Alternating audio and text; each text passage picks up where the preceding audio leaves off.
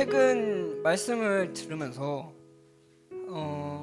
또 말씀을 듣고 말씀을 읽으면서 느꼈던 거는 저희의 모든 삶에 하나님의 계획이 있으시다는 것을 제가 요즘에 느끼고 있어요. 그래서 정말 이 상황들이 진짜 이해할 수 없고 진짜 힘들지만 그 순간에서도 하나님은 자비를 베푸시고 사랑을 주신다는 것을 제가 느껴서 여러분들도 그런 하나님의 사랑을 느낄 수 있도록 이 찬양을 부르셨으면 좋겠습니다.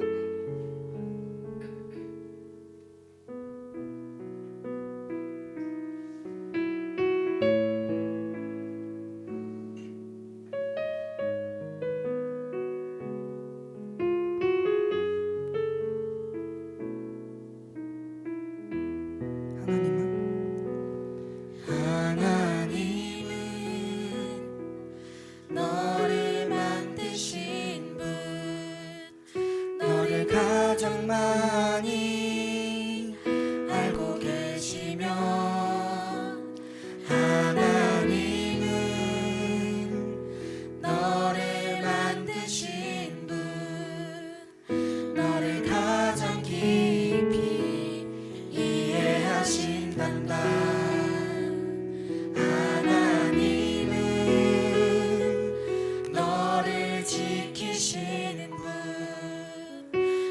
절대 포기하지 않으며, 하나님은 너를 지키시는 분, 너를 쉬지 않고 지켜보신단다. 그의 생각 셀 수 없고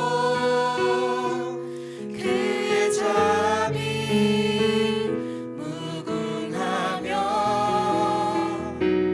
그의 성실 날마다 새롭고, 그의 사랑 끝이 없단다. 하나님은 너를 원하시는 분,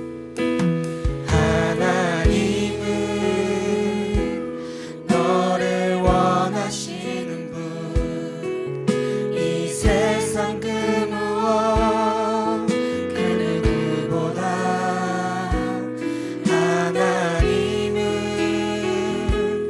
너를 원하시는 분, 너와 같이 있고 싶어 하신단다. 하나님은 너를 인도하는 분,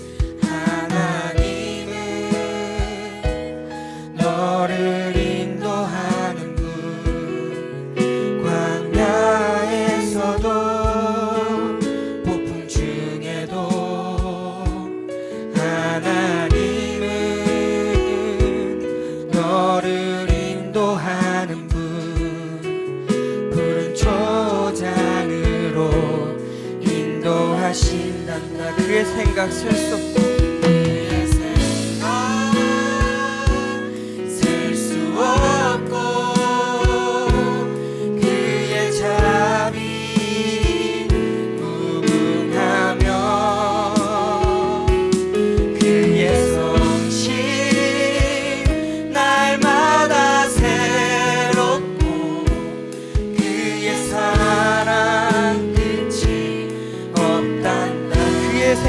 셀 수 없고 그의 생각 셀 수 없고, 그의 자비 무궁하며, 그의 성실 날마다 새롭고, 그의 사랑 끝이 없단다. 그의 생각 셀 수 없고 그의 생각 셀 수 없고, 그의 자비 무궁하며, 그의 성실 날마다 새롭고, 그의 사랑 끝이 셀 수 없고 그의 생각 셀 수 없고 그의 자비 무궁하며 그의 성실 날마다 새롭고 그의 사랑 끝이 없단다. 그의 사랑 끝이 없단다. 그의 사랑 끝이 없단다. 그의 사랑 끝이 없단다. 그의 사랑 끝이 없단다. 사랑 베풀어 주시는 주님을 찬양합시다.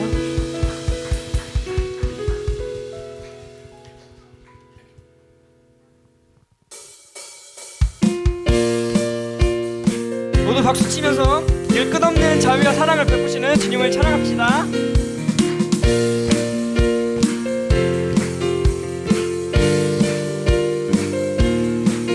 주 이름 찬양. 주 이름 찬양 풍요의 강물 흐르는 부요한 땅에 살 때에 주님 찬양해. 주 이름 찬양 거칠은 광야와 같은 인생길 걸어갈 때도 주님 찬양해. 모든 축복 주신 주님, 모든 축복 주신 주님 찬양하리. 어두운 날이 다가와도 나 외치리. 주의 이름을 찬양해. 주의 이름을 찬양해. 영화로운 주 이름 찬양. 주 이름 찬양. 주 이름 찬양. 햇살이 나를 비추고 만물이 새롭게 될 때 주님 찬양해. 주 이름 찬양. 가는 길 험할지라도 고통이 따를지라도 주님 찬양해. 모든 축복 주신 주님, 모든 축복 주신 주님 찬양하리. 어두운 날이 다가와도 나 외치리. 주의 이름을 찬양해. 주의 이름을 찬양해. 영화로운 주 이름 찬양. 주 이름을 찬양해. 찬양해. 주의 이름을 찬양해. 영화로운 주 이름 찬양. 주님은 주십니다. 주님은 주시며 주님은 찾으시네. 내 맘에 하는 말 주 찬양합니다. 주님은 주시며 주님은 주시며 주님은 찾으시네. 내 맘에 하는 말 주 찬양합니다. 주의 이름을 찬양해. 주의 이름을 찬양해. 영화로운 주 이름 찬양. 주 이름을 찬양해. 주의 이름을 찬양해. 영화로운 주 이름 찬양. 영화로운 주 이름 찬양. 영화로운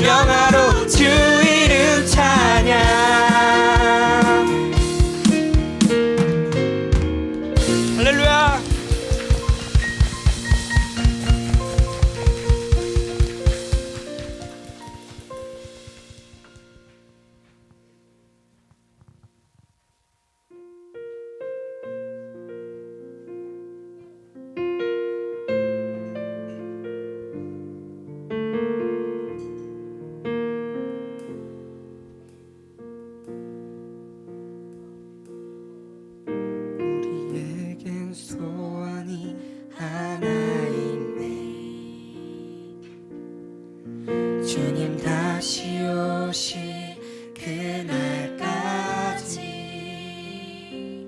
우리 가슴에 새긴 주의 십자가 사랑 나의 교회를 사랑케 하네. 주의 교회를 향한 우리 마음 희생과 포기와 가난과 고난 하물며 죽음조차 우릴 막을 수 없네. 우리 교회는 이 땅에 이만 교회는 교회되게 예배되게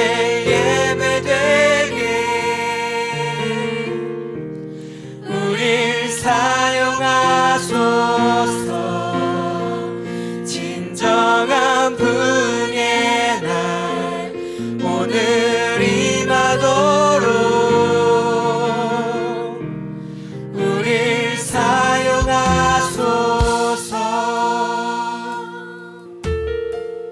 우리에겐 소원이 하나 있네. 우리에겐 소원이 하나 있네. 주님 다시 오실 그날까지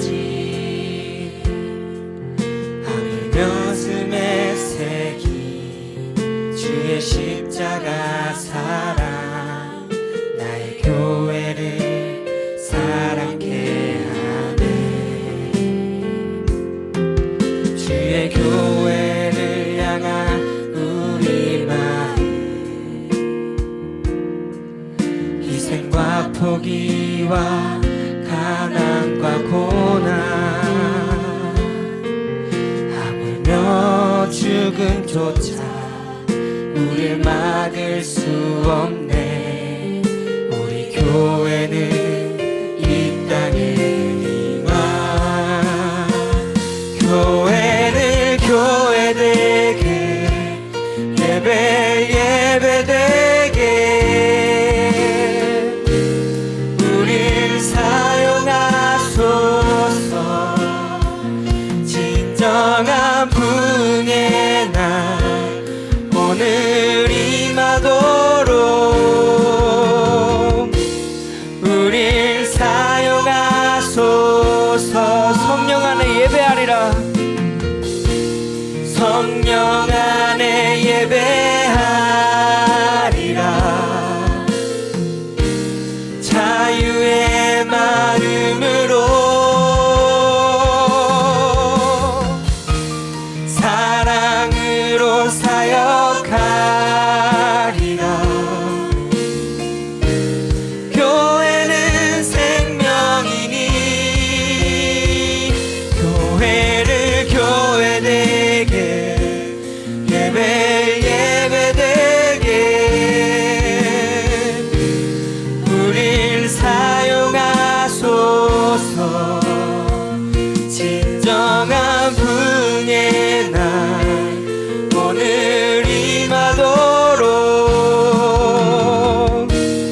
우릴 사용하소서. 교회를 교회되게 예배되게 우릴 사용하소서. 진정한 분의 날 오늘 임하도록 우릴 사용하소서.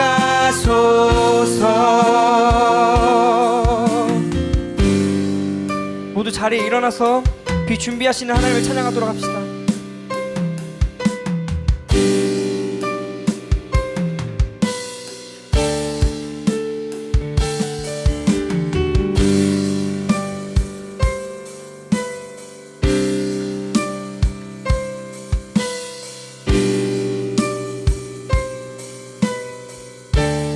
그가 구름으로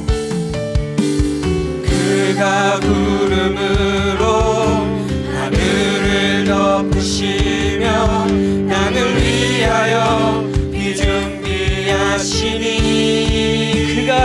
구름으로 그가 구름으로 하늘을 덮으시며 땅을 위하여 비 준비하시니 그가 구름으로 하늘을 덮으시며 땅을 위하여 비 준비하시니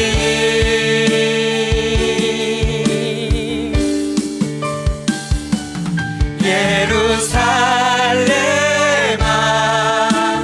여호와를 찬송할지어다 내 하나님을 감사함으로 그 앞에 나가며 주임제 앞에 경배해 예루살렘아 여호와를 찬송할지어다 내 하나님을 감사함으로 그 앞에 나가며 주임제 앞에 경배해 주임제 앞에 경배해 주임제 앞에 경배해 주임제 앞에 경배해 할렐루야. 이곳에 임한 하나님을 찬양합니다. 할렐루야. 하나님은 찬양 받으시기에 합당하신 분입니다. 할렐루야. 할렐루야. 우리 이 시간 같이 기도하겠습니다. 세 가지 제목으로 같이 기도할 텐데요. 첫 번째는 여러분 심령 가운데 하나님의 영으로 충만하게 해달라고 위해서 기도하시고, 둘째는 여러분 힘으로 해결할 수 없는 문제들 있을 것입니다. 그게 어떤 문제라 할지라도 하나님께서는 내 귀에 들리는 대로 내가 응하리라 우리에게 약속해 주셨습니다. 오늘도 여러분 힘으로 할 수 없는 일들을 하나님의 능력으로 해결해 달라고 위해서 기도하시고, 또 한 가지 더 기도할 것은 이번 주는 우리 아이들을 위해서 좀 기도했으면 좋겠습니다. 우리 청소년들 또 청년들 또 시험 기간에 있는 아이들도 있는데 하나님께서 지혜와 명철함 주셔서 준비한 것 그 위에 하나님의 은혜가 임하도록 위해서 기도하시고, 특별히 우리 어린이 교회 친구들 하나님께서 이 아이들 건강 지켜주시고 또 영육간에 건강하게 자랄 수 있도록 위해서 이 아이들을 위해서 같이 한번 기도하도록 하겠습니다. 같이 한 1분간만이라도 소리내서 같이 기도하겠습니다. 하나님 아버지 은혜 감사합니다. 우리를 사랑해 주셔서 오늘도 하나님 앞에 나와 기도할 수 있도록 인도해 주시니 감사를 드립니다. 우리가 드리는 예배를 하나님께서 기쁘게 받아 주옵시고, 오늘도 하나님의 영으로 우리 가운데 충만하게 하여 주시옵소서. 우리의 심령을 하나님의 영으로 충만하게 하여 주시고, 또 이것이 아버지 하나님 앞에 기도하는 아버지의 집이 되도록 하나님 인도하여 주시옵소서. 이곳에 임하신 하나님을 찬양합니다. 오늘도 아버지 하나님 앞에 수고하고 무거운 짐을 들고 온 하나님의 자녀들을 하나님께서 맞아주시고, 아버지 하나님 이들을 품에 안아주시고 위로하여 주시고 회복시켜 주시기를 주여 간절히 바라고 원합니다. 내 힘으로 할 수 없는 일들을 하나님 앞에 또 구하올 때 아버지 하나님 들으시고 응답하여 주셔서 힘으로도 능으로도 안 되는 일들이 여호와의 신으로 말미암아 되어지는 은혜가 있게 하여 주시옵소서. 아무리 큰 산과 같은 문제라 할지라도 하나님 앞에 평지가 되는 은혜가 있게 하여 주시옵소서. 아버지 하나님 우리 사랑하는 자녀들을 위해서 기도합니다. 하나님이 이 아이들에게 지혜를 다하여 주시고 좋은 만남의 복을 허락하여 주시기를 주여 간절히 바라고 원합니다. 특별히 시험 중에 있는 우리 아이들 하나님께서 기억하여 주시고 지혜와 명철함을 다하여 주시고 최선을 다하여 준비하고 그 위에 하나님의 은혜가 임하도록 하나님 인도하여 주시옵소서. 우리 어린이 교회 친구들 영육간에 강건케 하여 주시고 하나님과 사람들에게 더욱더 사랑받는 아이로 자라도록 하나님 인도하여 주시옵소서. 오늘도 겸손히 하나님 앞에 섭니다. 하나님 우리 가운데 임하여 주셔서 우리가 드리는 이 예배를 하나님께서 기쁘게 받아 주시옵소서. 수고하고 무거운 짐진 자를 초청하시는 하나님 아버지 은혜 감사를 드립니다. 오늘도 세상에서 수고하고 무거운 짐을 진 채로 아버지 하나님 앞에 나왔습니다. 아버지께서 우리를 안아주시고 그 짐 내려놓고 내게 와서 쉬어라고 초청해 주셨사오니 오늘도 진정한 쉼과 안식이 예배를 통해서 있게 하여 주시옵소서. 먼저 우리가 하나님 앞에 찬양과 경배로 영광을 돌려드리오니 하나님께서 기쁘게 받아 주시옵소서. 그리고 우리에게는 한량없는 하나님의 은혜가 다양한 방식으로 우리의 삶에 임하게 하여 주시옵소서. 겸손히 하나님 앞에 집중하기를 원합니다. 하나님도 우리에게 집중하여 주셔서 우리의 삶에 고단한 문제들이 해결되어지게 하여 주시옵소서. 감사드리며 거룩하신 예수님 이름으로 기도드리옵나이다. 아멘. 이 시간에는 우리의 신앙을 사도신경으로 고백하겠습니다.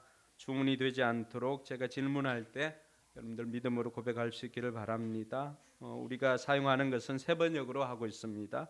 여러분들은 누구를 믿습니까? 나는 전능하신 아버지 하나님 천지의 창조주를 믿습니다. 여러분들은 누구를 믿습니까? 나는 그의 유일하신 아들 우리 주 예수 그리스도를 믿습니다.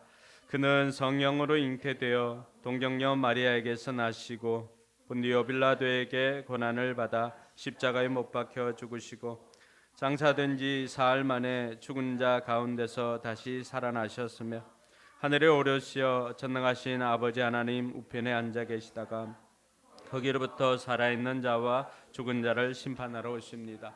여러분들은 누구를 믿습니까? 나는 성령을 믿으며 거룩한 공교회와 성도의 교제와 죄를 용서받는 것과 몸의 부활과 영생을 믿습니다. 아멘. 우리 자리에 앉아서 찬송가 36장 찬양 드리겠습니다.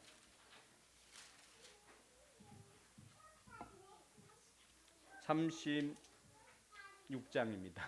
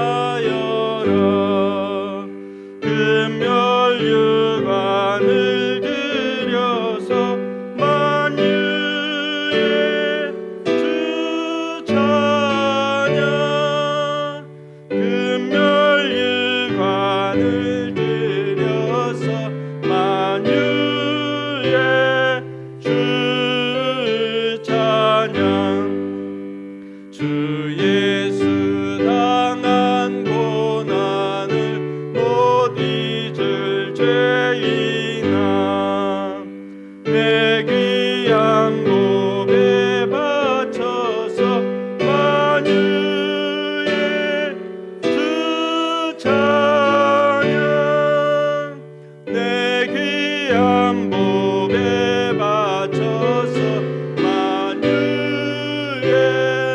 주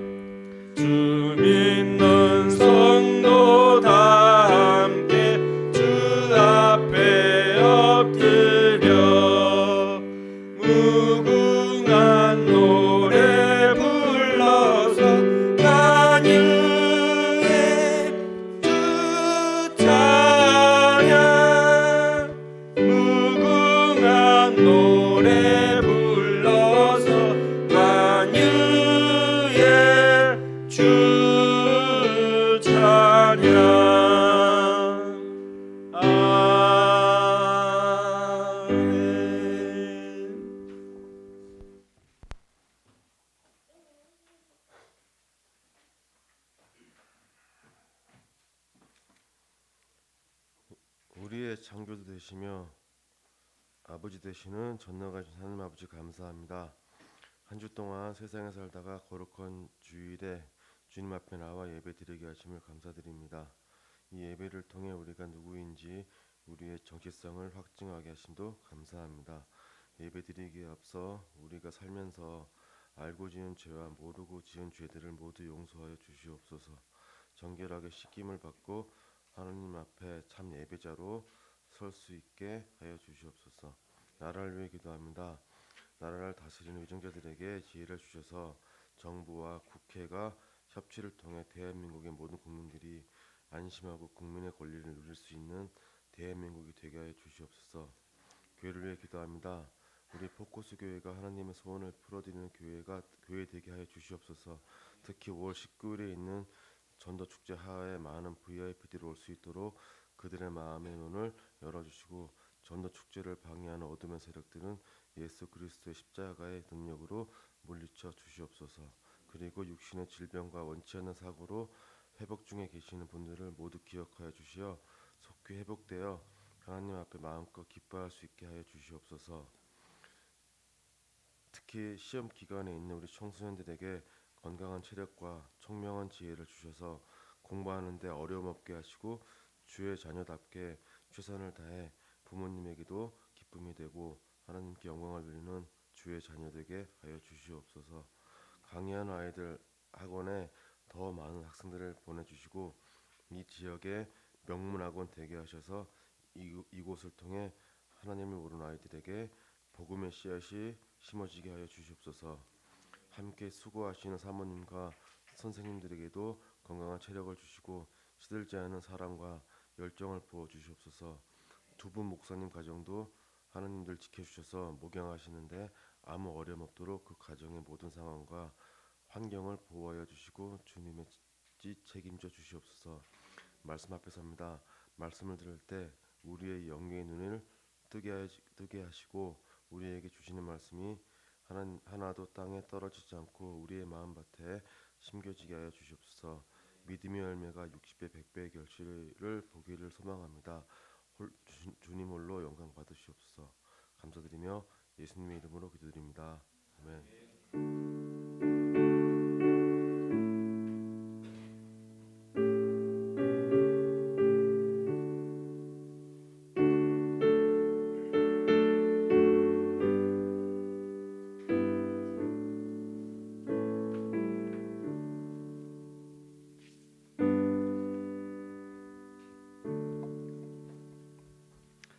이 시간 우리 보혈을 지나 찬양하면서 준비한 예물 봉헌하도록 하겠습니다.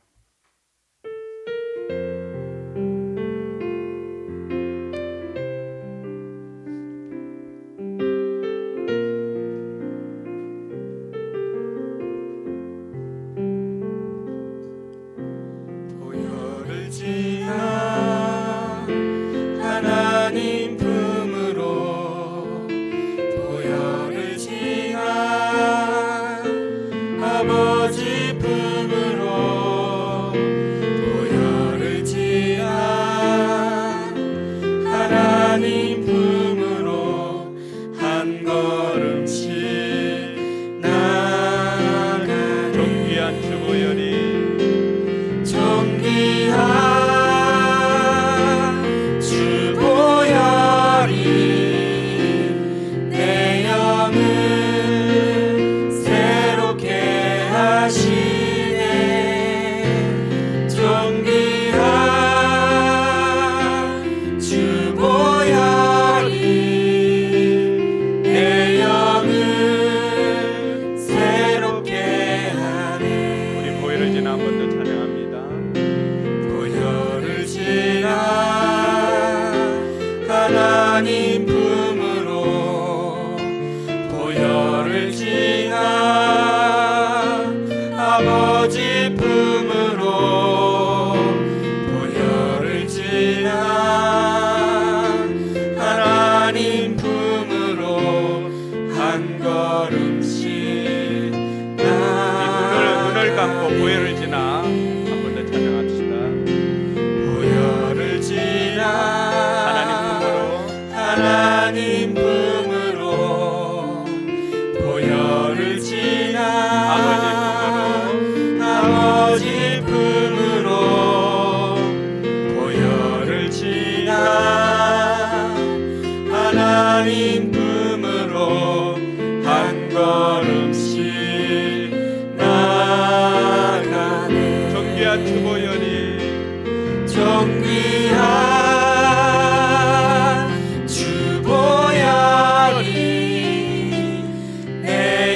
영을 새롭게 하시네.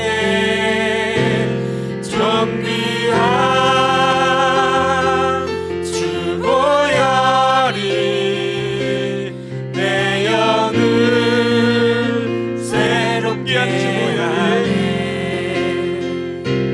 존귀한 주 보혈이 내 영을 새롭게 하시네. 존귀한 주 보혈이 내 영을 새롭게 하네. 하나님 아버지 은혜 감사합니다. 오늘도 하나님 앞에 빈손으로 오지 않고 귀한 예물 정성껏 준비하여서 하나님 앞에 올려드립니다. 하나님께서 기쁘게 받아 주시옵소서. 은도 내 것이고 금도 내 것이라고 말씀하신 하나님께서 무엇이 부족하여서 우리에게 예물을 원하시겠습니까? 그러나 그 예물 속에 우리의 믿음이, 우리의 신앙 고백이 담겨져 있사오니 하나님 기쁘게 받아 주옵시고 우리의 삶에 물질로 고통당하는 일이 없도록 하나님께서 풍성하게 공급하여 주시옵소서.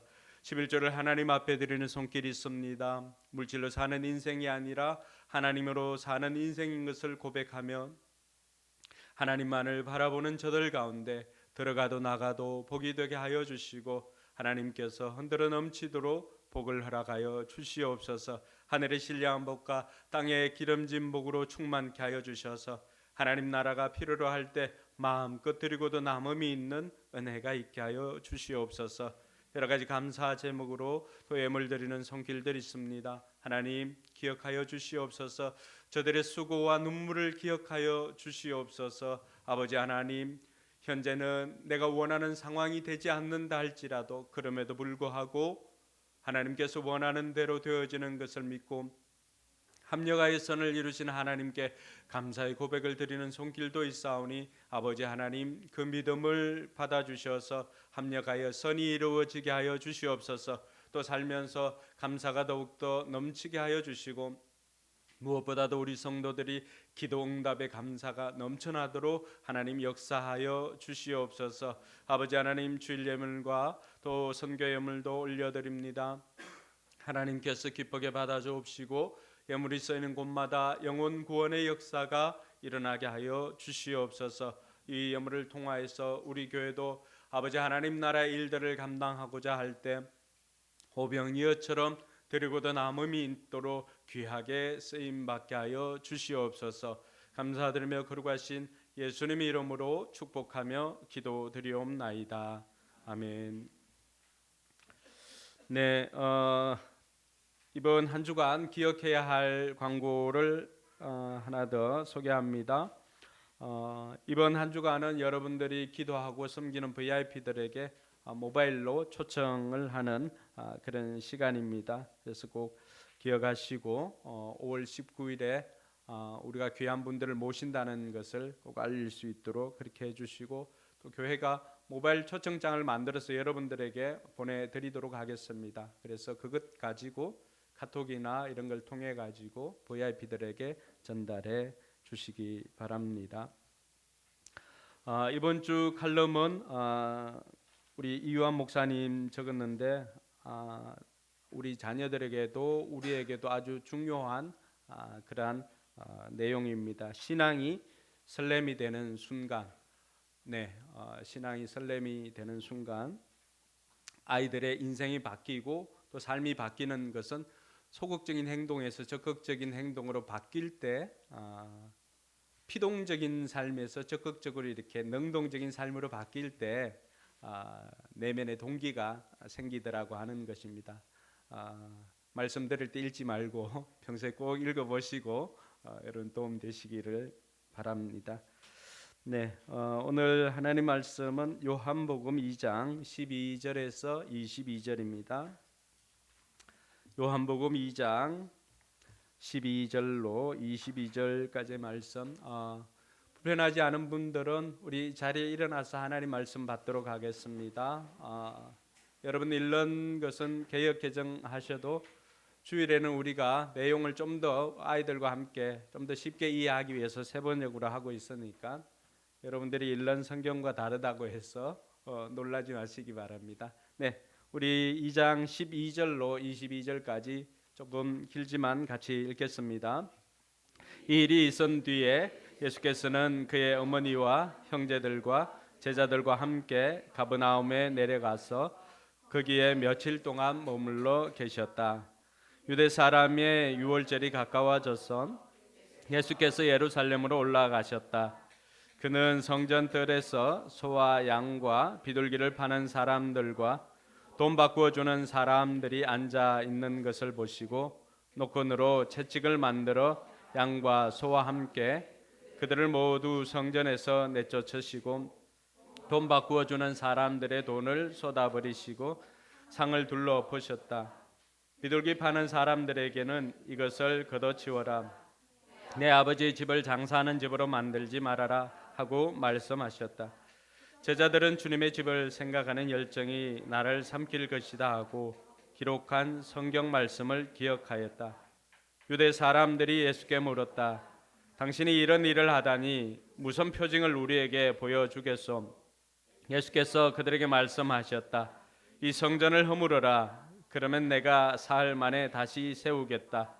그러자 유대 사람들이 말하였다. 이 성전을 짓는데 46해나 걸렸는데 이것을 사흘 만에 세우겠다고요? 그러나 예수께서 성전이라고 하신 것은 자기 몸을 두고 하신 말씀이었다. 제자들은 예수께서 죽은 사람들 가운데서 살아나신 뒤에야 그가 말씀하신 것을 기억하고서 성경 말씀과 예수께서 하신 말씀을 믿게 되었다. 아멘. 네, 5사람에게 여러분 복을 빌어 주시기 바랍니다. 하늘 복 많이 받으세요. 네, 하늘 복 많이 받으세요. 오늘도 행복하세요.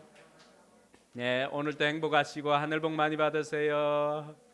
네, 손도 잡아주시고, 네, 오늘도 행복하시고 하늘 복 많이 받으세요. 네, 오늘은 성전 재건축 프로젝트라고 하는 제목으로 우리 이완 목사님 나오셔서 귀한 말씀 전해 주도록 하겠습니다. 네, 나올 때 우리 보내주신 하나님께 큰 박수로 환영하도록 하겠습니다.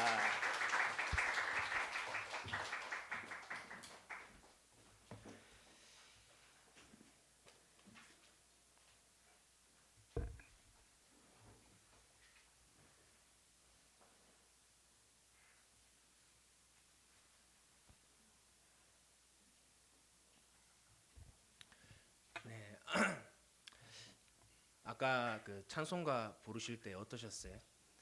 네, 저는 뒤에 부르다가 주님 만날 뻔했거든요. 네, 저의 잘못입니다. 왜냐하면 중간에 찬송가 바꿨거든요, 제가. 근데 주보에 뭐가 안 실어서 그래서 우리 하은이도 급하게 이제 찬송가 책 찾으러 간 거고, 우리 자막도 조금 늦게 나온 것 같아요. 네, 심심한 사과의 말씀을 드립니다. 어쨌든 이렇게 우리가 기본적인 것들, 이 사소한 것이라도 이렇게 소홀하게 되면 이렇게 또 좀 웃긴 해프닝, 대참사라 해야 할까요? 네, 이런 것들이 일어날 수 있죠. 어쨌든 뭐 공부든 간에 또 건강이든 간에 또 사람 관계든 간에 또 자녀 양육을 하든 또 건물을 짓든 중요한 게 있다면 그것은 바로 기초라고 할 수 있습니다. 이 기초가 부족할 때 생기는 현상들이 있죠. 우리 학생들이 기초가 부족하다. 그러면 시험에서 어느 정도 성적이 안 나와요. 뭐 70점대, 80점대, 90점대 이런 성적들이 나오는데 그 등급별로 그 친구들의 기초의 수준에 따라서 그 등급이 달라지게 됩니다. 그리고 우리 몸은 어떤가요? 우리 몸도 평소에 건강한 식습관, 또 운동, 또 충분한 수면 이런 것들을 제대로 하지 않는다면 지금은 그런 것들이 눈에 띄게 나타나지 않지만 갑자기 한 번에 그 병들이 우리에게 찾아오게 됩니다. 저는 지금까지 이렇게 사람들이 살이 쪄서 병이 걸린 줄 알았거든요. 근데 제가 최근에 어떤 그 가정의학과 교수님의 이야기를 들었었는데 반대더라고요. 반대. 몸이 안 좋아서 살이 찌는 거라더라고요. 그러니까 우리가 어떤 눈에 띄는 현상이 나타나는 것은 이미 그 이전에 뭔가 잘못되고 있다는 것을 이야기하고 있는 것입니다. 그러니까 그걸 통해서 단순히 막 다이어트도 그렇게 얘기하더라고요. 그냥 키로수 빼는 게 중요한 게 아니고 칼로리 줄이는 게 중요한 게 아니라 내 몸에 맞는 건강 체중을 지켜야 된다. 그러기 위해서 해야 될 게 여러분 잘 아시듯이 탄수화물 줄이고 단백질 올리고 그 다음에 꾸준하게 운동하고 그리고 중간중간 계속 앉아 있는 사람들은 일어나가지고 움직이면서 계속해서 활동을 하는 거예요. 그래서 점점 이상이 생긴 이 체중들을 줄여 나가면서 우리의 건강을 찾으라고 그렇게 이야기를 들었습니다. 우리의 관계는 어떨까요? 관계 기초가 뭘까요? 공감과 소통이죠. 근데 이게 안 되면 결국은 우리 주변의 사람들이 다 떠나가게 됩니다. 자녀 양육은 어떤가요? 요즘 초등학교 1학년 선생님들이 정말 힘들대요. 이유가 뭐냐니까 애들이 학교의 학습을 위해서 기본적으로 갖춰야 될 기본적인 습관들이 하나도 잡히지 않은 상태에서 온 친구들이 너무 많다는 거예요. 그러니까 1학년 때 보통 그 교육 커리큘럼이나 또 아이들을 키울 때 이렇게 하는 그런 프로그램들을 해야 되는데 이거를 할 수 없을 만큼 습관이 잡히지 않다 보니까 이거 챙긴다고 너무 힘들다는 거죠. 그리고 컴플레인 전화 들어오면 맨날 하는 말, 우리 아이 마음 읽어주셨어요. 네, 그 과도한 마음 읽기 이것 때문에 선생님 너무 스트레스 받는다는 거예요. 근데 그거에 대해서 또 어떤 심리학자가 얘기하기를 양육, 훈육과 심리학은 다르다는 거죠. 근데 문제는 부모들도 그렇고 많은 사람들이 이 심리학의 영역, 그러니까 내담자를 대하는 태도를 가지고 양육하는데 접목하다 보니까 이런 오류들이 발생하는 겁니다. 애들은 마음 읽어주는 게 다가 아니라는 거예요.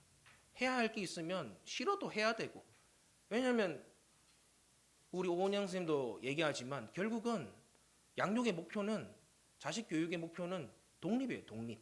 얘네들이 부모의 도움 없이도 알아서 이 세상을 잘 살아갈 수 있도록 도와주는 게 부모의 역할인데 하나부터 열까지 다 해주고 하나부터 열까지 다 공감해 주니까 거절 한번 당하면 다시 못 일어서는 거죠. 근데 이런 부분들도 이런 기초들 이 잘 안 되기 때문에 일어나는 현상이라는 것입니다. 그래서 보통은 10살 이전에 이런 기본적인 습관을 잡아놔야지 우리 친구들이 나중에 중학교, 고등학교, 대학교, 사회생활 하면서도 이 사회생활이나 여러 가지 기본적인 것들을 잘 지키면서 할 수 있다 하더라고요. 10살 넘어가면 그때는 이미 늦었다는 것입니다. 또 끝으로 건물은 어떨까요? 건물. 우리 김현 집사님 집에서 이렇게 오감일기 이렇게 쓴 거 읽어봤는데 집에 처음에는 천장에 물이 새고 또 어제 윤아한테 물어봤어요. 이번에는 어디냐? 저기 누나네 방 화장실이래. 이번에는 물 새는 게. 그런 것들이 생기는 이유가 뭘까요? 처음 지을 때 제대로 짓지 않아서입니다. 기초공사를 잘 하지 않고 또 사소한 것들 제대로 공사를 마감해야 될 부분들을 잘 하지 않으니까 나중에 와서는 거기 사는 사람들이 짓는 사람 따로 또 사는 사람 따로 해서 사는 사람들이 그런 고통을 받고 피해를 입게 된다는 것이죠. 심지어는 이런 부분들이 더 안 될 때는 우리 예전 어른들은 기억하실 거예요. 상품백화점, 저도 초등학교 때 그거 봤거든요. 실제로 뉴스를. 그리고 성수대교 붕괴 사건처럼 그렇게 큰 비극, 인명 피해를 낳게 된다는 것입니다. 그래서 이처럼 기초가 무너지면 무엇이든 제 기능을 하지 못해요. 그리고 그 기초가 무너지게 되면 결국 마지막으로 할 수 있는 방법이 뭘까요? 새로 시작하는 거예요. 모든 것들을 다 무너뜨리고 새롭게 기초부터 다시 쌓아가는 거예요. 우리 친구들 게임하지만 게임하다가 잘 안 되면 어떻게 해요? 남자애들 계정 새로 팝니다. 네. 그리고 모바일 게임 처음에 그 캐릭터 나올 때 보통 그 전문 용어로 리셋 말하라 하거든요. 자기 원하는 그 S급 캐릭터 안 나오면 자꾸 계정 새로 파가지고 원하는 거 나올 때까지 돌려요. 왜? 이 캐릭터로는 소망이 없으니까. 네, 게임에. 네. 태연이 맞죠? 네, 맞아요. 네, 그렇게 게임도 그렇게 해요. 게임도 캐릭터 좋은 거 얻으려고 계속 계정을 새로 파고 새로 깔고 새로 만들고 이렇게 하는 것입니다. 건물도 마찬가지죠. 결국 모든 것들이 다 오래돼서 더 이상 그 기능을 하지 못할 때, 더 이상 그 기초가 세워지기 어려운 시점에 재건축이라는 것을 하게 됩니다. 그런 의미에서 우리 신앙의 기초를 세우는 게 너무 중요하다는 거예요. 이 신앙의 기초가 바로 세워지지 않으면 신앙이 자라지 않죠. 늘 그 자리에 머물러 있어요. 늘 어느 순간 이만큼 올라갔다가도 이 기초가 안 되니까 다시 또 바닥까지 내려가는 거예요. 막 어느 순간에는 막 기도하고 막 찬양하면서 울고 뭐 이렇게 하는데 이 기초가 잘 안 되면 어느 순간 갑자기 교회 안 나오는 거예요. 네. 또 사람들 연락도 안 받는 거예요. 이런 식으로 잠수를 타게 되는 거죠. 뿐만 아니라 하나님과의 관계가 멀어집니다. 그리고 관계가 멀어지면 결정적인 순간에 우리의 선택과 결정이 하나님 말씀이 아니라 뭐가 될까요? 내 생각, 내 기준, 내 욕심이 모든 선택과 결정을 하는 그 판단의 기준이 되게 된다는 것이죠. 오늘 본문은 이 신앙의 기초가 무너진 이스라엘, 또 허울뿐인 성전을 예수님이 직접 재건축하는 장면을 우리에게 보여주고 있습니다. 그리고 이것은 우리의 신앙의 기초가 무너졌을 때를 대비한 우리에게 주신 경고임과 동시에 다시금 우리가 신앙의 기초를 세울 수 있는 기회와 방법을 우리에게 알려주고 계신 것이죠. 그래서 오늘은 우리의 신앙의 기초를 다시금 세우자라는 그런 의미에서 제목을 성전 재건축 프로젝트라는 이름으로 이렇게 짓게 되었습니다. 이제 본문으로 들어가서 본문에 보니까 예수님께서 가나 혼인잔치의 그 기적을 이루신 다음에 잠깐 가버나움에 계셨어요. 거기에 거처가 있었나 봐요. 그래서 거기서 잠깐 있은 후에 금세 또 예루살렘으로 가셨다고 합니다. 그 이유가 뭘까요? 바로 유월절을 지키기 위해서라고 나와 있죠. 유월절은 이스라엘 3대 절기 중에 하나입니다. 유월절, 칠칠절, 초막절. 이 세 가지가 어떻게 보면 이 유대인들이 지키는 명절 중에 제일 큰 거예요. 우리로 따지면 설날, 추석과 같은. 그래서 유대력으로 니산월, 옛날 포로기 이전에는 아비월이라 불렀어요. 근데 이 월 14일, 우리 태양력으로는 3월과 4월 사이에 3월 말부터 그 4월 14일 사이에 그 기간 동안 지키는 절기입니다. 그래서 우리가 잘 알듯이 이 유월절의 유래는 출애굽기에 나오죠. 하나님께서 이스라엘 백성들을 탈출시키기 위해서 10가지 재앙을 내리십니다. 근데 그 중에 마지막 재앙이 뭘까요? 하랑이? 마지막 재앙이 뭐지? 네, 맞아요. 박수 한번 주세요. 역시. 네, 제가 알 것 같은 사람한테만 물어봅니다. 네, 긴장하지 마시고. 네. 어쨌든 우리 하랑이가 얘기해 준 것처럼 장자의 죽음, 처음 난 모든 것들의 죽음이 마지막 10번째 재앙이었어요. 근데 그때 그 집에 문설주, 여기를 그냥 설명해 드리면 이 양쪽 끝에 여기랑 여기에 피를 바른 어린 양의 피를 바른 집은 죽음의 천사가 그 집을 넘어가서 그 생명이 보존된다고 그렇게 말씀하고 있습니다. 그래서 들었지? 역시. 네. 나중에 물어볼 게 또 알겠지? 네. 그래서 이 사건을 통해서 결국 400년간 애굽의 노예 생활을 하던 이 이스라엘 백성들이 어떻게 되었을까요? 그들이 아무리 노력하고 아무리 고민해도 할 수 없었던 그 방법으로 하나님은 이들을 애굽에서 탈출시켜 주셨다는 것입니다. 그래서 이 유월절은 이 구원의 하나님을 찬양하고 하나님께서 그들을 백성으로 삼으셨다는 것을 이 이스라엘 백성들이 대대로 기억하기 위해 지켜지는 절기라는 것이죠. 그렇다면 오늘날 이 유월절을 우리에게 적용하면 어떨까요?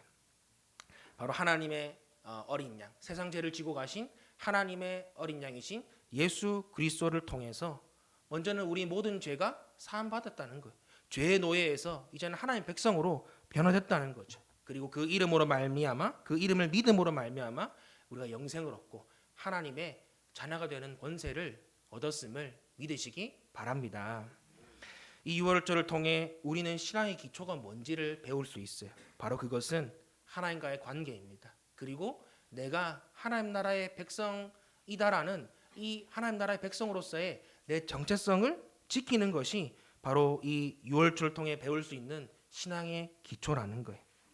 구약에 보면 솔로몬 이후에 북이스라엘, 남유다, 남유정 말고 남유다, 네, 남유다 이렇게 두 우리가 남북처럼 갈라지게 돼요. 분열 왕국이 돼요. 그래서 북쪽에는 여로보암을 통해서 이렇게 다스려지고 밑에는 솔로몬의 아들 르호보암을 통해서 다스려집니다. 근데 보면 북이스라엘 왕들은 하나같이 하나도 빠짐없이 여호와 보시기에 악했다고 기록하고 있어요. 근데 이 사람들의 공통점이 뭐냐면 하나도 빠짐없이 우상 숭배하고 하나님과의 관계가 깨어지고 이 하나님 나라의 백성으로서의 정체성을 잃어버렸다는 거예요. 그리고 남유다도 마찬가지입니다. 남유다에도 많은 왕들이 있었지만 대부분의 왕들은 여호와 보시기에 악한 삶을 살았어요. 근데 그럼에도 불구하고 중간중간 정말 그 산소호흡기 달아주듯이 그 남유다 백성들을 살려주는 몇몇 선한 왕들이 있었거든요. 근데 그 중에서도 뭐 우리나라로 치면 세종대왕이나 정조 정도의 그 성군인 두 사람이 있어요. 여러분이 잘 아시는 히스기야와 또 그 남유다 말기의 왕이었던 요시야 왕입니다. 히스기야는 다들 잘 아시잖아요. 그 18만 대군의 아수르 군대를 하나님 치셨던 그 사건. 그리고 이제 죽는 날이 가까웠을 때 하나님께 벽 보고 기도해서 하나님이 그 생명을 보존해 주셨던 그걸로 우리가 잘 알고 있죠. 근데 이 요시야 왕은 어떤 왕이냐면 이 사람이 39살에 일찍 요절을 하게 돼요. 애굽이랑 전투를 하다가. 근데 이 사람이 너무 성군이다 보니까 사람들이 너무 슬퍼한 거예요. 근데 그 중에 한 선지자가 이 사람의 죽음을 너무 슬퍼해서 그거를 노래로 쓰고 시로 쓴 거예요. 그래서 그 성경이 구약 성경이 있거든요. 그게 뭐냐면 여러분이 잘 아는 예레미야 애가입니다. 그러니까 성경에 이 사람의 죽음을 슬퍼하는 애가를 지을 만큼 어떻게 보면 그만큼 이 요시야 왕은 남유다에 있어서 마지막 남은 한 줄기 희망이고 등불 같은 사람이었다는 것입니다. 그런데 이 두 왕의 공통점이 있어요. 두 왕의 공통점. 그게 뭘까요? 제가 유월절 얘기를 했죠. 바로 이 두 왕이 딱 두 명만이 유월절을 지켰다는 것입니다. 역대하 30장 1절 말씀에 이렇게 기록되어 있습니다. 히스기야는 온 이스라엘과 유다에 전가를 보내고 에브라임과 므낫세에는 각각 특별히 편지를 보내서 예루살렘에 있는 주님의 성전에서 이스라엘의 하나님이신 주님을 기리며 유월절을 지키도록 오라고 초청하였다. 그리고 역대하 35장 18절 19절 이건 한번 다 같이 읽어볼까요? 시작. 예언자 사무엘 이후로 이스라엘 안에서 이처럼 유월절을 지킨 예가 없었고 이스라엘의 역대 왕들 가운데서도 요시야가 제사장들과 레위 사람들과 그때에 거기 모인 온 유다와 이스라엘 사람들과 예루살렘 주민들과 함께 지킨 그런 유월절은 일찍이 지켜본 왕이 없었다. 유월절을 이렇게 지킨 것은 요시야가 나라를 다스린 지 18째 해가 되던 때의 일이다. 아멘. 여러분들 이 두 사람이 유월절을 지켰을 때 나이가 얼마인지 아세요? 히스기야는 25살 왕이 된 지 그 첫 해, 그리고 요시야는 왕이 된 지 18살 18해 26살. 이 사람이 8살 때 왕이 됐거든요. 네. 25, 26 우리 그 나이 때 혹시 해당하는 분들 계시나요? 네, 저기 재욱이. 네. 지금 중간고사 준비한다고 뭐 밤새고 완전 네, 좀 이렇게 약간 해롱해롱합니다. 네. 저 20대 중반 저 나이 때 사람 마음이 어떨까요? 혈기왕성하죠. 내가 하고 싶은 거 하고 싶은 그런 나이대가 이 25, 26이라는 거예요. 근데 이들은 자기 거 즐기고 싶고 또 왕이잖아요. 왕이면 하고 싶은 거 다 할 수 있잖아요. 우리는 돈 없어서 못하고 뭐 없어서 못하는데 이 사람들은 하고 싶은 거면 자기 마음대로 다 할 수 있다는 거예요. 근데 그럼에도 불구하고 이들이 다른 무엇보다 뭘 중요하게 여겼다는 거죠? 바로 하나님과의 관계, 하나님 나라의 정체성을 바로 세우는데 이들이 앞장섰다는 거예요. 그리고 왕이면 할 일이 얼마나 많아요. 나라의 모든 것들을 책임지고 결정하는 자리가 왕입니다. 정치, 외교, 경제, 안보 이 여러 가지 많은 부분들 이런 것들을 결정해야 되고 책임져야 되는 자리가 왕이에요. 그래서 우리나라 그 조선 왕들도 그 하루 일과에 대한 부분들이 다큐멘터리로 나와 있는데 막 새벽 한 3, 4시부터 일어나가지고 막 또 새벽까지 일을 해요. 그래서 우리 세종대왕님도 나중에는 이 고기 좋아하고 맨날 앉아 있으니까 이 살이 엄청 쪘다고 그렇게 기록하고 있거든. 그 나중에는 그런 것들 때문에 여러 가지 합병증으로 이렇게 돌아가셨다고 그렇게 제가 알고 있습니다. 그런 것처럼 이렇게 할 일이 많고 중요한 것들이 많음에도 불구하고 이런 것보다 더 우선했던 것이 뭐라는 거예요. 바로 하나님과의 관계 회복이고 하나님 나라 백성으로서의 그 정체성을 지키는 것에 이 두 왕은 남유다의 정말로 성군이라 불리는 이 두 왕은 이것을 지켜나는 것입니다. 이것이 우리에게 주는 메시지가 무엇입니까? 바로 우리의 인생을 경영함에 있어서도 다른 무엇보다 최우선 순위로 우리가 삼고 실천해야 될 것, 바로 그게 하나님과의 관계요, 하나님 나라의 백성의 정체성을 지키는 것임을 믿으시기 바랍니다. 그리고 이 두 왕이 나라를 다스리는 시기가 단순히 종교적인 그런 개혁만 일어난 게 아니에요. 이 두 왕 시기 때 정말로 여러 가지 그런 분야들, 정치, 외교, 안보, 그런 경제 이런 모든 부분들에서 정말 솔로몬 이후에 최고의 전성기를 누리던 시기가 바로 이 시기거든요. 다른 말로 하면 너희는 먼저 그의 나라와 의를 구하라. 그리하면 이 모든 것들 우리가 입고 먹고 마시고 하는 모든 것들을 책임져 주시리라는 마태복음 6장 3절의 말씀이 이들의 삶을 통해서 그대로 나타나고 있다는 것입니다. 사랑하는 성도 여러분, 우리 신앙의 기초는 다른 무엇보다 우리가 하나님과의 관계를 바로 세우는 것이고 하나님 나라 백성으로서의 정체성을 지키는 것임을 기억해야 할 것입니다. 이 사실을 우리가 마음에 새겨야 돼요. 말로만 그렇게 해야지 하고 해서 변화되는 게 아니에요. 삶의 변화는 말로 할 때, 생각으로 할 때 되는 게 아니라 한 걸음 움직일 때, 우리의 행동으로 할 때 우리의 삶의 변화가 나타나는 것입니다. 그렇기 때문에 정말로 이 사실을 우리가 기억하고 말이 아니라 삶으로 실천하는 저와 여러분들 되시기를 예수님의 이름으로 간절히 축복합니다. 그렇게 유월절을 지키기 위해서 예수님께서 예루살렘으로 올라오셨고 당연히 성전으로 가셔야겠죠. 절기를 지켜야 되니까. 그런데 예수님은 거기 펼쳐진 그 모습들, 광경들을 보시고 화를 안 내는 그분께서 엄청나게 분노하셨다고 기록하고 있습니다. 14절에서 16절 말씀 우리 한번 같이 읽어보도록 하겠습니다. 요한복음 2장 14절 16절 시작. 그는 성전뜰에서 소와 양과 비둘기를 파는 사람들과 돈 바꾸어 주는 사람들이 앉아 있는 것을 보시고 노끈으로 채찍을 만들어 양과 소와 함께 그들을 모두 성전에서 내쫓으시고 돈 바꾸어 주는 사람들의 돈을 쏟아 버리시고 상을 둘러 엎으셨다. 비둘기 파는 사람들에게는 이것을 걷어치워라. 내 아버지의 집을 장사하는 집으로 만들지 말아라 하고 말씀하셨다. 아멘. 신명기 14장에 보면 하나님께 예배를 드릴 때 제물을 가지고 와야 되다. 근데 제물을 가지고 오는 그 택하신 장소, 옛날에는 성막이고 또 이 본문에서는 성전이겠죠. 근데 여기까지 올 때 혹 여기로부터 멀리 떨어져 있는 사람이 있다면 그 사람은 예루살렘으로 와서 이 택하신 장소에 와서 물건을 사도 된다고 기록하고 있어요. 신명기 14장에 그렇게 기록되어 있습니다. 뭐냐면 물리적인 거리 때문에 흠없는 재물을 드릴 수 없는 사람들이 있다는 거예요. 지금처럼 차가 있습니까? 배가 있습니까? 비행기가 있습니까? 다 걸어와야 돼요. 짐승들 끌고 와야 돼요. 근데 그 먼 길을 걸어와야 되는데 얘네들이 정말로 하나 흠없는 재물로 올 가능성은 제로라는 거죠. 그 먼 거리에서.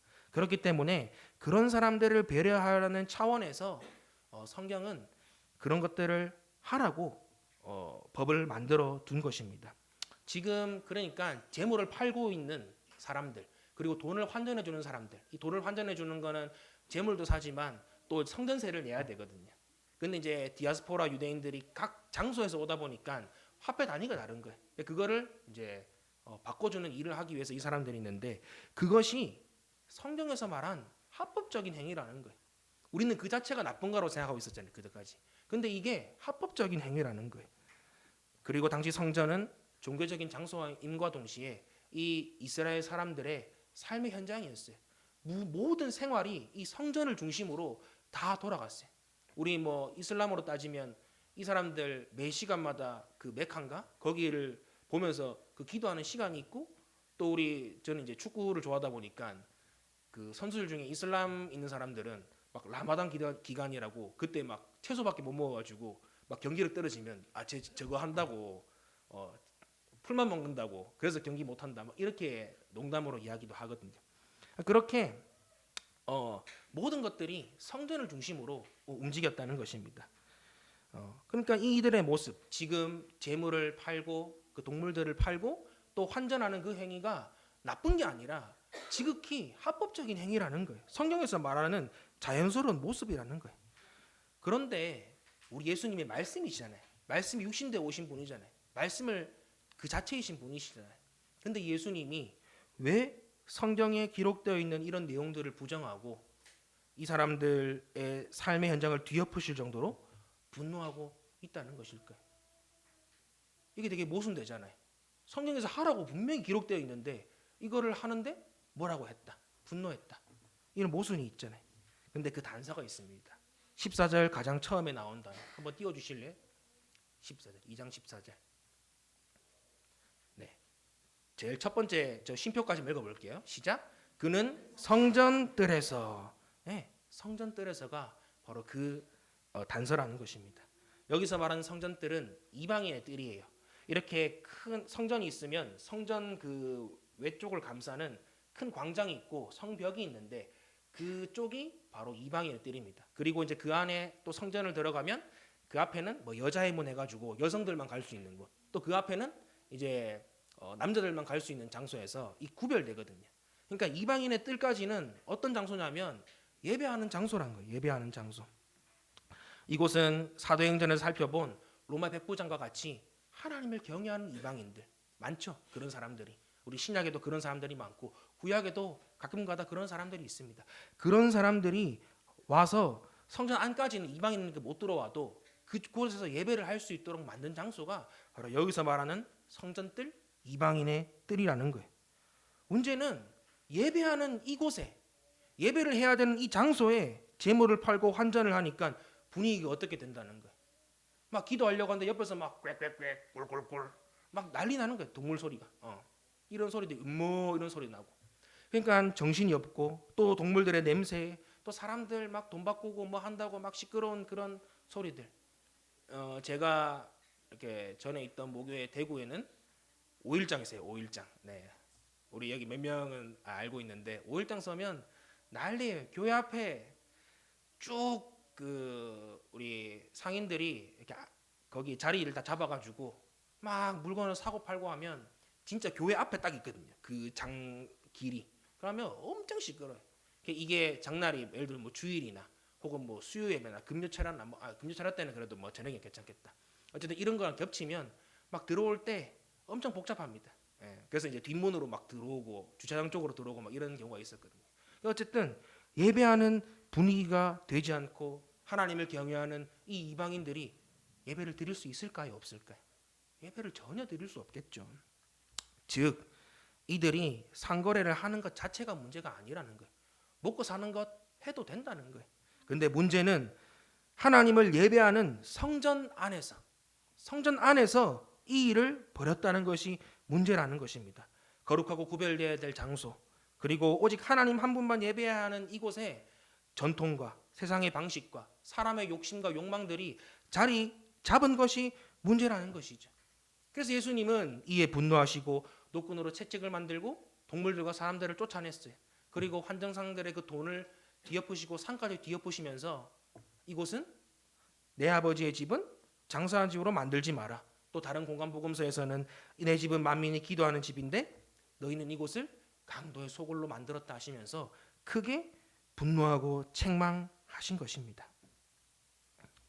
사랑하는 성도 여러분, 우리가 먹고 사는 거 해야 되죠. 잘 먹고 잘 사는 거 정말 중요해요. 잘 먹고 잘 살아야 됩니다.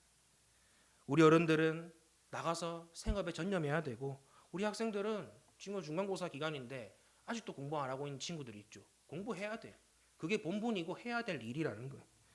그리고 부모는 가정을 책임지고 자녀를 잘 양육해야 되고 자녀는 부모님 말씀에 순종하고 그 집에서 부모님이 세워주신 집에 규칙이 있죠. 잘 지켜야 돼요. 그게 마땅히 해야 될 거라는 거예요. 심과 여가도 정말 중요합니다. 자기 개발도 중요하죠. 이 모든 것이 하나님께서 우리에게 하라고 주신 과업이라는 거예요. 다 좋아요. 그런데 문제가 뭡니까? 이것이 하나님보다 앞설 때 문제가 된다는 것입니다. 앞서 6월절의 의미가 우리가 하나님과의 우리와의 관계 그리고 우리의 정체성에 대한 그런 것이란 걸 배웠습니다. 성전은 하나님과 소통의 장이고 만남의 장이에요. 그리고 그것의 제1기능, 성전의 제1기능은 바로 예배라는 것, 하나님을 최우선 순위로 삼는 것입니다. 그래서 고린도전서 3장 16절에 바울은 우리에게 이렇게 책망하고 있죠. 여러분은 하나님의 성전이며 하나님의 성령이 여러분 안에 거하시는 것을 알지 못합니까? 우리가 성전이래요. 성전 누가 계신 곳이죠? 하나님이 계신 곳이죠. 그러면 성전의 주인은 하나님이십니다. 그렇다면 그 하나님을 주인으로 모시고 있는 우리의 삶의 최우선 순위는 뭐가 되어야 된다는 거예요? 바로 하나님을 예배하고 경외하는 그것이 우리의 삶의 최우선 순위가 되어야 함을 기억하시길 바랍니다.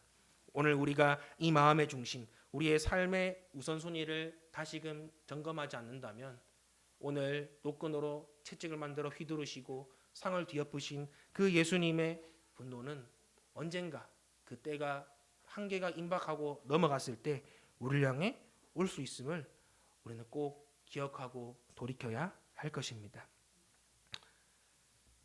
그렇게 한바탕 소동이 일어나고 그 모습을 본 유대인들이 예수님께 물어요. 18절 말씀 같이 한번 읽어보겠습니다. 18절 말씀 시작.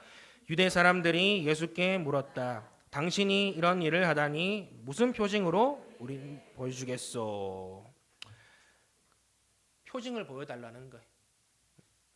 예수님의 하신 이 행동을 통해 표징을 보여달라고 하고 그러니까 예수님이 그러면서 이 성전 헐어 내가 3일 만에 다시 세워볼게 그렇게 얘기하니까 이 성전이 46년 만에 지어졌는데 어떻게 3일 만에 당신이 세울 수 있냐고 하면서 따져요.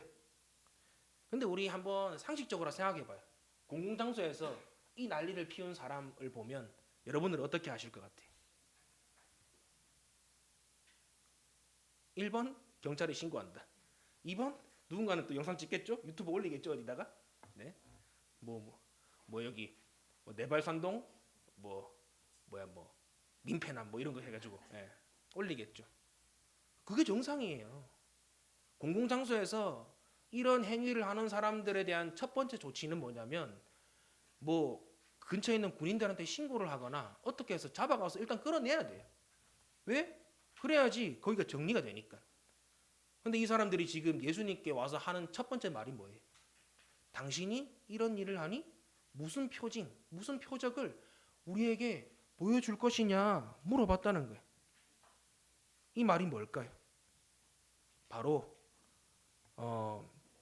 종교 지도자들, 여기 말한 유대인들은 그 성전에 있는 종교 지도자들을 말하거든요. 이 사람들이 첫째, 예수님의 행동이 보기에 옳다는 걸 인정하는 거예요. 말은 하지 않았지만. 두 번째, 바로 예수님이 하늘로부터 온 선지자일지도 모른다는 의구심을 하고 있다는 것입니다. 그러니까 둘 중에 하나잖아요. 진짜 하나님 보낸 사람이거나 아니면 정신 이상자거나. 근데 정신 이상자면 어떻게 하면 된다고요?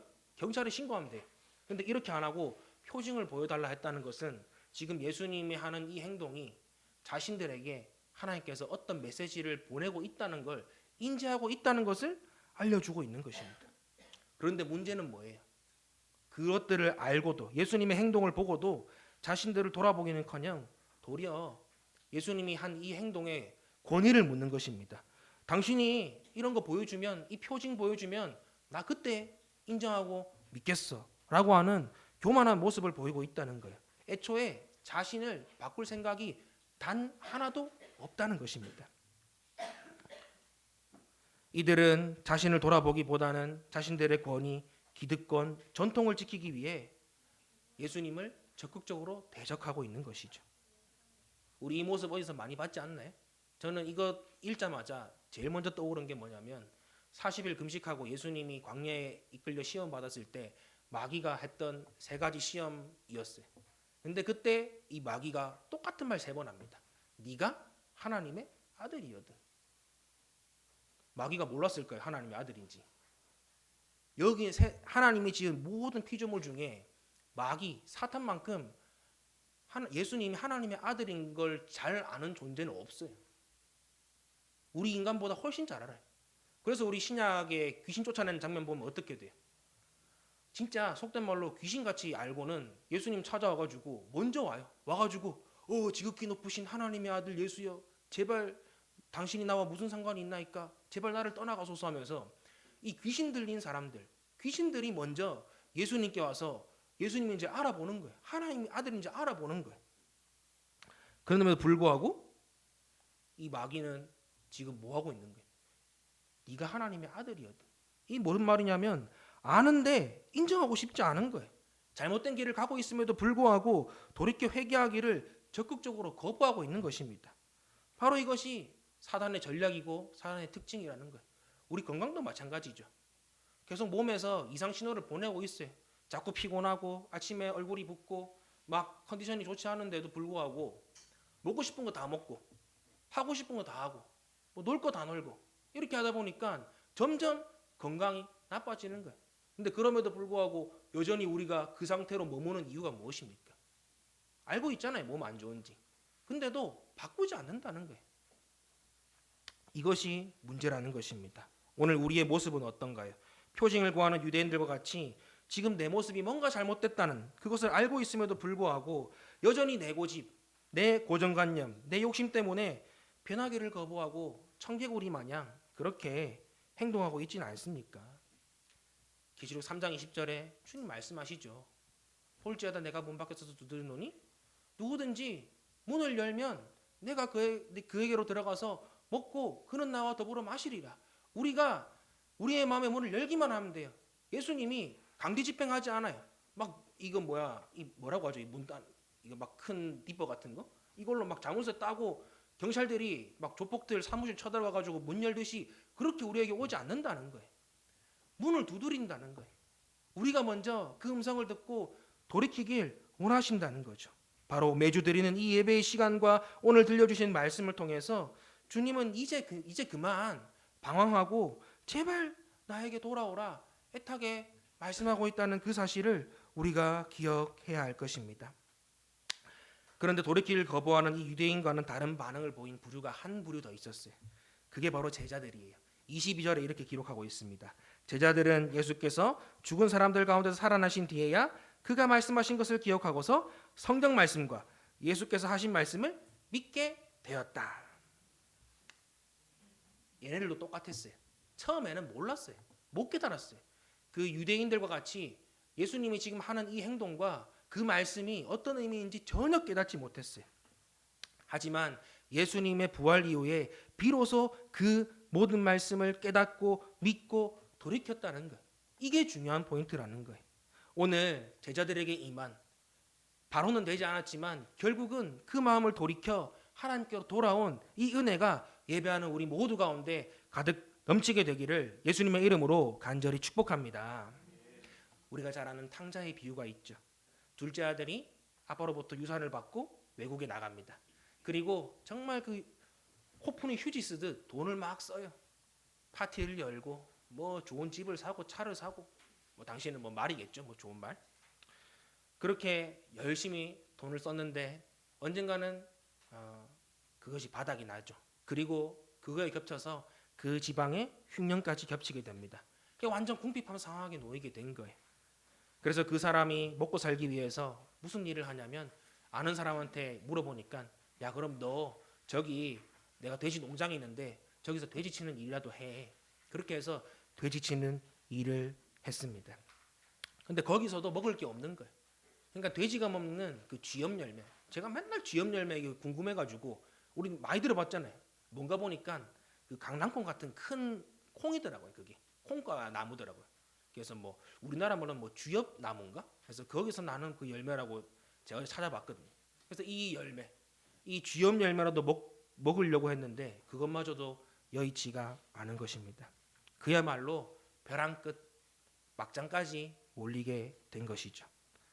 그런데 그때 정말 삶의 밑바닥에서 아무런 소망도 없고 이제는 정말 끝났다고 생각한 그 순간에 둘째 아들이 기억한 게 있어요.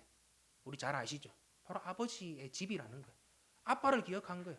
내가 돌이켜 보니까 우리 아버지의 집에는 먹을 것이 많고 정말로 풍족했다라는 그 사실을 떠올렸어요. 떠날 땐 소중한 줄 몰랐는데 집 나와서 온갖 고생을 겪고 나니까 그제야 비로소 아버지와 아버지의 집의 소중함을 깨닫게 된 것입니다. 그리고 어떻게 했을까요?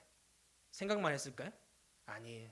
이 아들이 대단한 것은 비록 자신이 아빠 앞에 한 걸음도 나아갈 수 없을 만큼 추하고 더러운 존재라는 걸 깨달았지만 더 중요한 것은 거기서 가만히 있는 것이 아니라 실망해서 그 자리에 좌절하는 것이 아니라 돌이켜 아버지의 집으로 돌아갔다는 것이 너무나도 중요한 포인트라는 것입니다.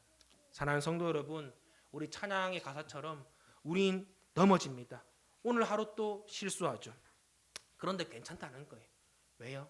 우리가 무슨 실수를 하건 어떤 반복된 죄 때문에 날마다 넘어지고 또 넘어져도 우리가 하나님의 말씀을 기억해서 돌이키기만 하면 우리 예수님은 둘째 아들을 있는 그대로 받아준 그 아버지의 마음을 가지고 우리를 즉시 받아주시고 일으켜 세워주심을 믿으시길 바랍니다.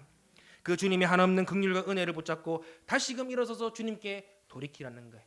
그러면 주님께서는 요한일서 1장 9절 말씀처럼 미쁘시고 의로우사 우리의 모든 죄를 사하시고 우리를 모든 불의에서 건져 주실 것입니다. 예수님의 행동, 그것을 깨닫지 못하고 표적을 보여달라는 유대 종교자들, 그리고 아직 그 말씀을 깨닫지 못한 제자들을 보면서 예수님은 판단을 하신 거예요. 아, 얘네들 완전히 기초가 무너졌구나. 그래서 다시 지어야겠다라는 성전 재건축 프로젝트를 하기로 판단하신 것입니다. 그 이경영이 막 진행시켜 하는 것처럼 진짜 진행시킨 거예요. 그 프로젝트를. 19절 말씀 같이 한번 읽어볼까요? 시작. 예수께서 그들에게 말씀하셨다. 이 성전을 허물어라. 그러면 내가 사흘 만에 다시 세우겠다. 이 말을 하니까 유대인들이 46년 만에 세운 거 어떻게 3일 만에 세우냐.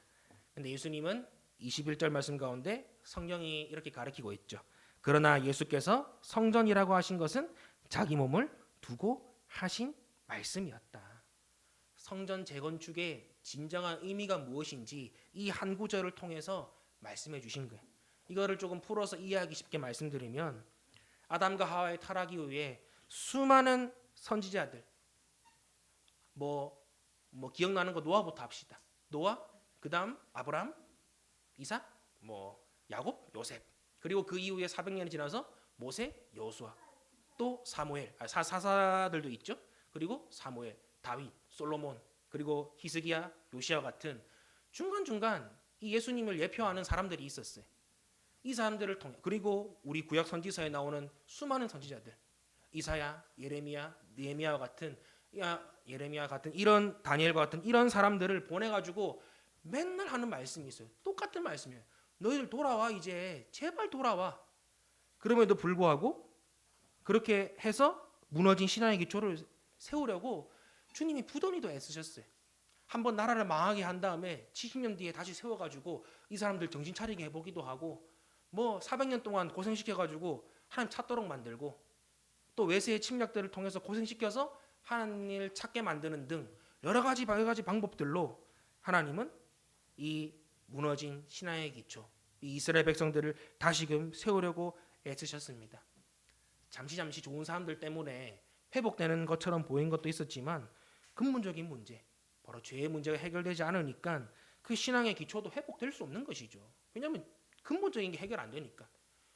현상만 보고 현상만 없애려고 하니까 이거 없애면 또 다른 문제가 터지는 거예요. 근본적인 걸 막아야 되는데. 그래서 성전의 주인이시자 참 성전이신 주님께서 결정하신 것입니다. 먼저는 자신의 생명을 내어주심으로 죄의 값을 치르시고 하나님과 우리와의 깨어진 관계를 회복시켜 주시죠. 이게 19절 말씀에 나오는 성전을 허물어라. 그러면 내가 3일 만에 세우겠다라는 말의 의미. 그리고 더 나아가서 3일 만에 부활하셔서 이제는 눈에 보이는 성전도 또 매번 바치는 짐승도 해결할 수 없는 이 죄의 문제, 이 근본적인 삶의 문제들을 참 성전 되시고 하나님의 어린 양 되신 예수 그리스도를 통해 이제는 하나님께로 곧바로 나아갈 수 있는, 옛날에는 제사장을 통해서 나아갈 수 있잖아요. 근데 이제는 다이렉트로 갈 수 있다는 거야. 그런 새로운 길, 하나님의 뜻대로 살 수 있는 길을 우리에게 열어 주셨다는 거예요. 바로 이것이 주님께서 계획하신 오늘 이 퍼포먼스를 통해서 우리에게 알려주시는 성전 재건축 프로젝트의 그 계획이라는 것입니다. 그래서 히브리서 10장 19절 20절에 이렇게 말씀하고 있죠. 같이 한번 읽어봅시다. 시작. 그러므로 형제 자매 여러분, 우리는 예수의 피를 힘입어서 담대하게 지성소에 들어가게 되었습니다. 예수께서는 휘장을 뚫고 우리에게 새로운 살 길을 열어 주셨습니다. 그런데 그 휘장은 곧 그의 육체입니다. 할렐루야.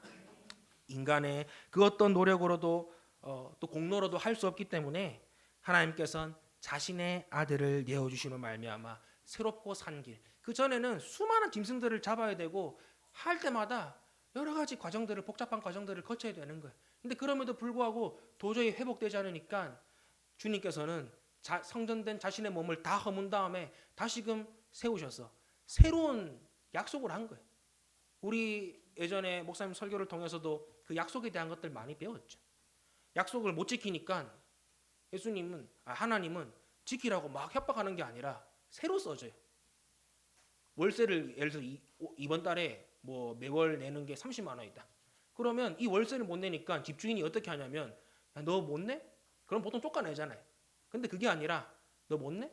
그러면 내가 깎아줄게. 집주인이 20만 원을 깎아주고 10만 원을 깎아주는 거야. 근데 30만 원, 20만 원, 10만 원, 5만 원, 만 원, 1,000원, 100원으로 깎아줘도 이걸 내지 못할 정도로 상태가 안 좋으니까 어떡하는 거야? 아예 계약서를 또 새로 쓰는 거야. 이제는 그렇게 하지 말고 그냥 살아. 너가 계약서에 사인만 하면 내가 이거 해줄게 라고 하면서 그렇게 지금 해주신다는 거야. 이게 얼마나 큰 은혜예요, 우리에게. 그렇게 어떤 공로도 할 수 없기에 하나님께서는 자신의 아들을 내어주시면 말미암아 우리에게 이런 새롭고 산 길, 새로운 성전, 하나님으로 나아갈 수 있는 길을 열어주셨다는 거예요. 그리고 이 사실을 믿고 예수님을 내 마음의 주인으로 모시기만 하면 되는 거예요. 그래서 우리가 복음이 공짜지만 값싼 게 아니라는 거예요. 이게 가치가 없어서 그냥 주는 게 아니라 너무 비싸니까 우리가 감당할 수 없으니까 깎고 안 돼서 나중에는 그래, 너 할 수 없으니까 공짜로 해줄게. 그렇게 해서 우리에게 주신다는 거죠. 그래서 이 예수님을 내 마음의 주인으로 모시기만 하면 이제는 내가 성전의 주인이신 예수님을 모신 뭐가 된다는 거야? 하나님의 성전, 성령의 전이 된다는 것입니다. 할렐루야. 내 안에 계신 성령을 통해 이제 내가 누구인지 깨닫고 나아가 제자들과 같이 말씀을 믿고 그 뜻 가운데 순종하며 살아갈 수 있는 그 삶을 살 수 있는 힘과 능력을 우리에게 주신다는 거예요. 바로 이것이 성전 재건축 프로젝트를 통하여서 우리 가운데 행하실 놀라운 하나님의 뜻이라는 것을 기억하시길 바랍니다. 그렇다면 끝으로 우리가 이 성전 재건축 프로젝트를 통해서 이제 여기 있는 모두가 예수님을 통해서 주님을 모신 성전이잖아요. 살아있는 성전이잖아요. 이따 찬양도 부르겠지만 우리는 주님의 움직이는 교회라는 거예요. 그러면 주님의 움직이는 교회, 하나님의 성전으로서 우리는 이 신앙의 기초를 잘 세우기에 어떻게 살아야 될까요? 첫째는 참 성전 되신 예수 그리스도를 붙잡아야 합니다. 당시의 말씀을 깨닫지 못한 제자들이 깨닫게 된 것, 그것은 바로 예수님의 부활을 경험하게 된 후였죠. 그리고 삶이 변화되고 이제야 하나님의 성전다운 삶을 살 수 있게 되었던 계기가 언제예요? 사도행전 2장에 나오는 오순절 마가 다락방의 사건을 통해서 이 사람들이 변화되게 된 것입니다. 이를 통해 알 수 있는 것, 신앙의 기초는 내가 어떻게 노력한다고 되는 것이 아니라 바로 주님 손에 달려 있다는 거예요. 그래서 요한복음 15장 5절 말씀이 이렇게 말하고 있죠. 참 포도나무 대신 그 예수님께 우리가 머물고 그분께 붙어 있을 때 그 사람이 어떻게 한다고요? 그 다음 구절에 읽어봅시다. 시작. 내가 그 안에 머물러 있으면 그는 많은 열매를 맺는다. 너희는 나를 떠나서는 아무것도 할 수 없다. 예. 주님께 붙어 있기만 하면, 주님께 붙어 있으려고 그 노력을 하면 주님께서 우리 가운데 그 삶을 살아낼 힘과 능력을, 열매를 맺게 해주시고 도와주신다는 것을 믿으시길 바랍니다. 예수님을 붙잡으려면 어떻게 하면 될까요? 매일의 경건이 답이에요. 공부에는 왕도가 없어요. 우리 손흥민 선수도 그 가마 차는 거 양쪽 발로 다 잘 쓰죠. 근데 그 손흥민 씨 이야기 들어보니까 하루에 1000개씩 매일 연습했대요. 그러니까 그 몸을 부딪히고 체력이 딸리는 그 순간 가운데서도 그 각도, 요즘은 이제 포지션이 달라져서 계속 이렇게 컵백 오는 거 논스톱으로 차는 거 잘하지만 원래 손흥민이 제일 잘하는 거는 양쪽 이 그 라인에서 뭐라고 하죠, 이 라인을? 페널티 에어리어 그 밖에서 오른발 왼발로 감아차는 그 슛을 제일 잘해. 그래서 오죽하면 손흥민 존이라고 부릅니다, 거기를. 어쨌든 그거를 쓸 수 있는 것, 그것은 갑자기 된 게 아니에요. 매일매일 쉬지 않고 꾸준하게 반복했던 그 연습을 통해서 손흥민이 그런 슛을 찰 수 있고 골을 많이 넣을 수 있게 되었다는 것입니다. 이처럼 우리의 신앙도 마찬가지입니다. 왕도가 없어요. 지름길이 없어요. 그냥 어떻게 하면 되겠지가 없습니다. 그저 매일 내게 주어진 일상에서 부지런히 예수님을 붙잡는 그 경건의 시간들을 통해 결국 그 사람만이 나중에 아름다운 열매를 맺고 성전다운 삶을 살게 된다는 것입니다. 두 번째는 예배의 생명을 걸어야 됩니다. 요한복음 4장 24절, 하나님은 영이시니 예배하는 자가 영과 진리로 예배할지니라. 로마서 12장 1절, 내가 하나님의 모든 자비하심으로 너희를 권하노니 너희 몸을 하나님이 기뻐하시는 거룩한 산제물들이라.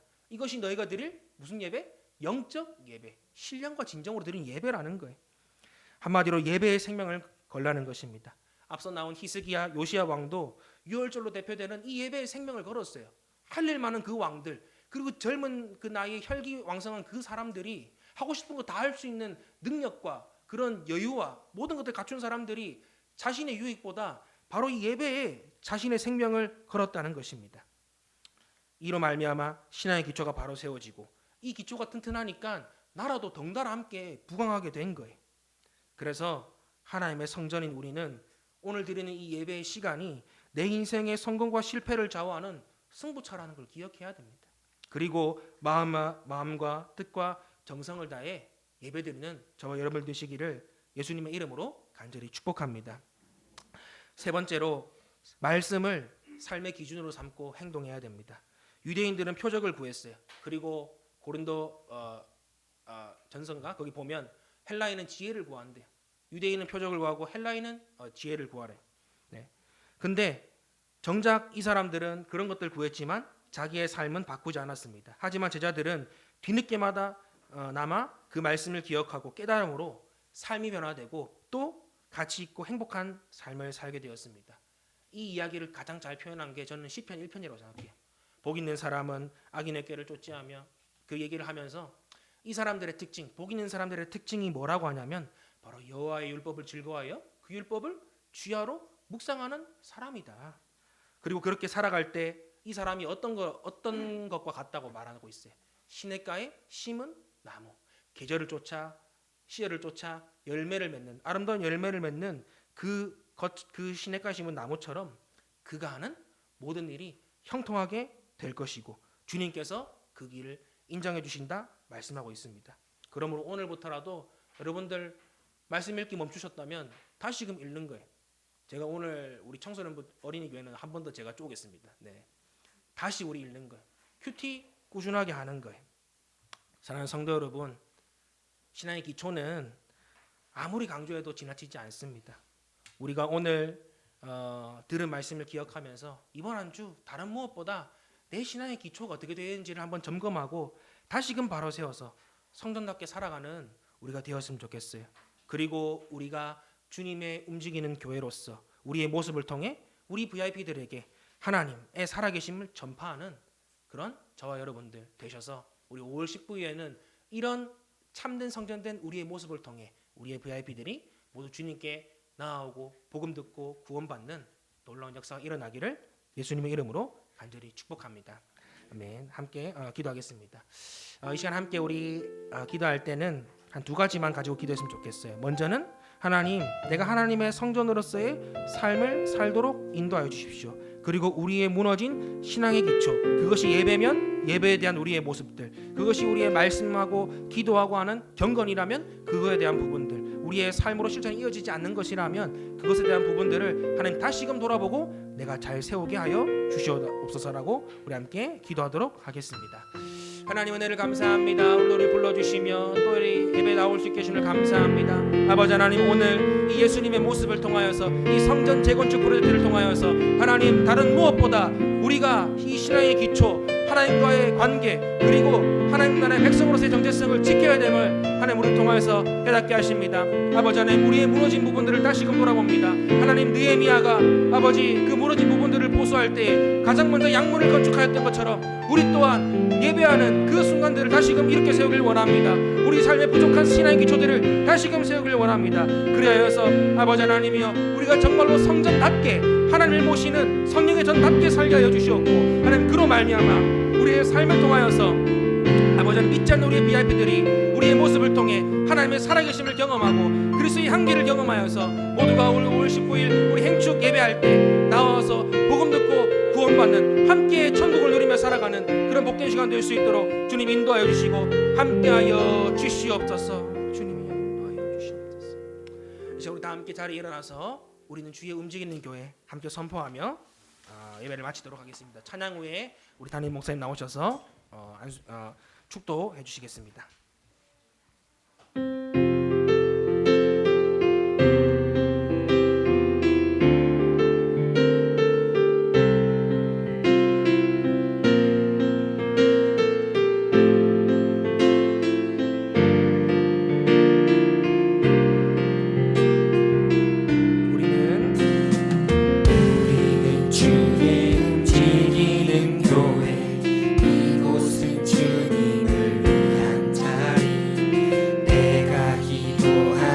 모든 땅 위에서 하나님 예배받을 그날을 고대하네. 한 번 더 우리는 주의 움직이는 교회, 이곳은 주님을 위한 자리. 내가 기도하는 모든 땅 위에서 하나님 예배받을 나를 고대하네. 선포하며 나의 노래로 주님의 성전을 지으니 높임을 받으소서. 이스라엘 찬송 중 거하실 주님은 거룩하십니다. 두 손 들어 주님의 보좌를 만들고 온 맘 다해 경배하리. 구름 날개 사이에 임하신 것처럼 내 위에 하나님, 우리가 이곳에 섰으니 하나님, 우리가 이곳에 섰으니 이 땅을 치유하소서. 하나님, 우리가 어디에 있든지 주를 높이리라. 열방들아 주님을 송축할지어다. 그 발 아래 입 맞추라. 영원한 통치자 주 예수 그리스도, 그는 위대하신 와, 그는 위대하신 와, 그는 위대하신 와, 그는 위대하신 와, 그는 위대하신 와. 할렐루야. 우리 박수를 함께 영광 돌립니다. 아멘.